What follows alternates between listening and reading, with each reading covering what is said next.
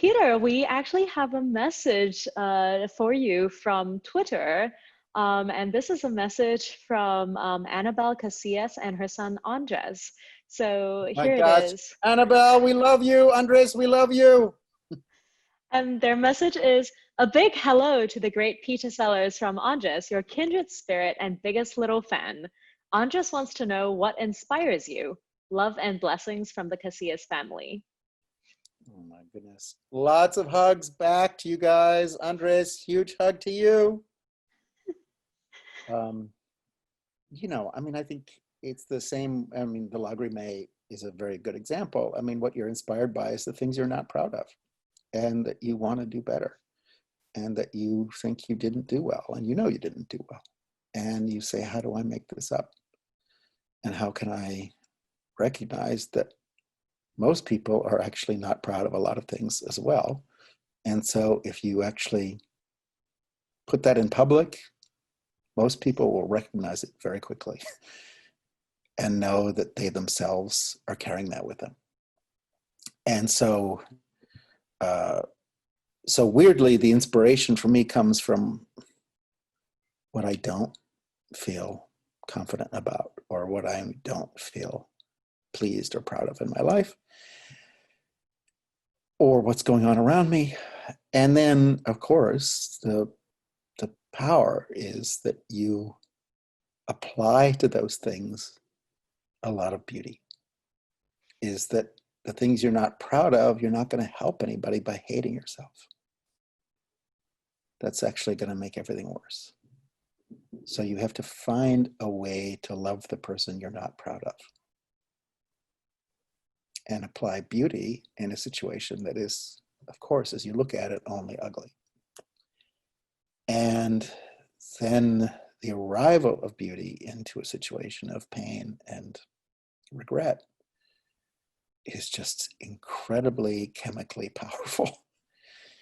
That we can all go into a topic that's toxic, but in a space that's not toxic, and a space that's forgiving and understanding and acknowledging that, again, we're pretty much not alone on any of these things. And obviously, the beauty is where's the beauty come from? Because it comes from also the human.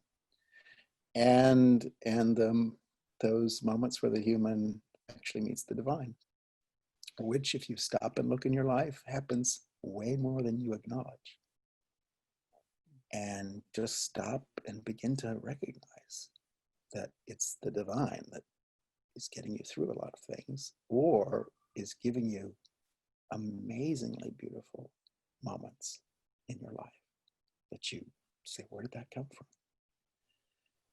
And so, that just sense that we're in fact being showered by beauty every moment of your life, but you're just not noticing it that often. That's the other side of the picture, and the two are one picture. And so, thank you, Andres.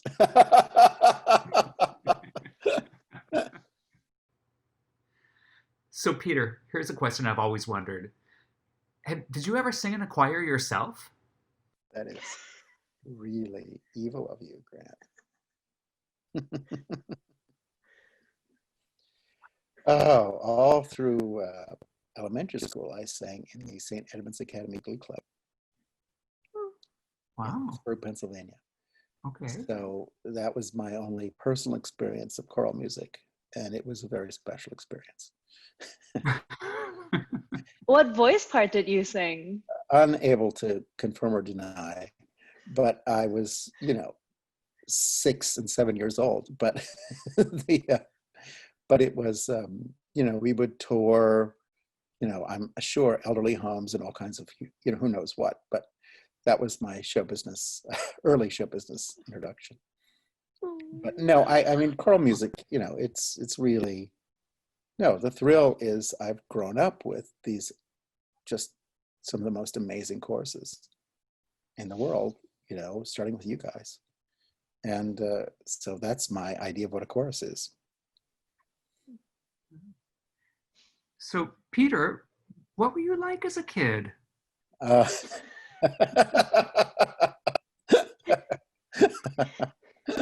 no, I had lots of interests, and I was really not, the arts were not primary.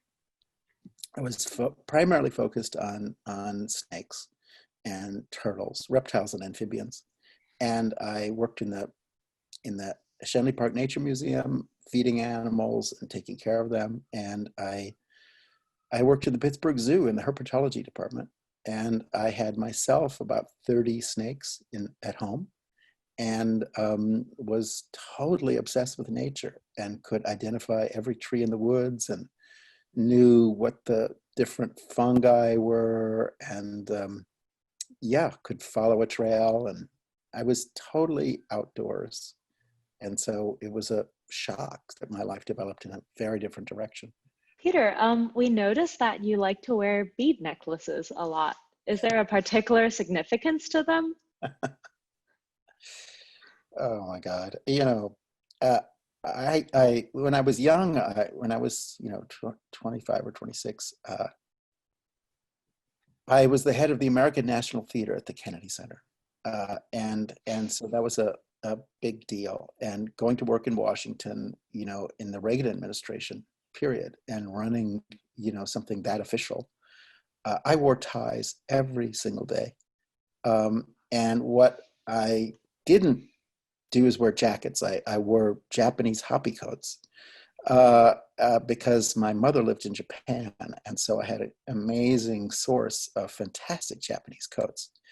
But I wore ties every day, and I have still a collection of the most phenomenal ties. And then after 3 years in Washington, D.C., when I moved to California, I said, I'm not going to wear ties anymore, ever again. And by that time, I had started to spend a lot more time in Asia, a lot more time in Mexico, a lot more time in Africa. And beads were so beautiful and were, joyous and at the same time formal, and showed that respect, and at the same time had a kind of freedom. And then I started wearing them and buying them when I was traveling, and then people started giving them to me. So most of my beads are gifts from people or come from a certain time in my life in a certain place. So when I wear them, they have a whole series of associations. So it is part of my daily practice to put on a set of beads that actually make me think of certain people and certain places and certain moments. And I will never wear a tie as long as I live. So, Peter, as we leave you today, we're wondering if there's a song or a piece of music or an artist that's been on your mind lately that we can share with our audience as we say goodbye.